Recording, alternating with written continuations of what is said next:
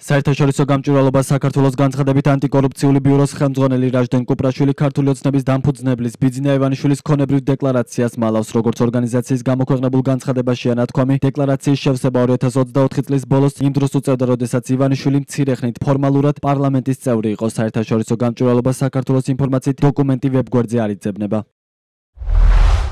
დოკუმენტი არ იძებნება დეკლარაციების ვებგვერდზე ანტიკორუფციულმა ბიურომ არც საჯარო ინფორმაციის გამოთხოვის შემდეგ მოგვაწოდა ის. შედარებისთვის ირაკლი ღარიბაშვილის დეკლარაცია, რომელიც ასევე მცირე ხნით ფორმალურად იყო პარლამენტის წევრი, ვებგვერდზე ხელმისაწვდომია. არსებობს იმის ალბათობაც, რომ ოლიგარქმა ივანიშვილმა საერთოდ არ შეალსო დეკლარაცია. რაჟდენ კუპრაშვილი, რომელმაც სამოქალაქო საზოგადოების რეპრესიების შემსრულებლის როლი შეითავსა, უფლებადამცველი ორგანიზაციებისგან უკანონოდ ითხოვს მათი დაცვის ქვეშ მყოფი მოქალაქეების პერსონალურ ინფორმაციას, მაშინ როცა ქონებისა და კავშირების დეკლარაციებისა და ამ ინფორმაციის გასაჯაროების კანონით მკაფიოდ გაწერილ ვალდებულებას უხსნის ამ რეპრესიების დამკვეთ ივანიშვილს.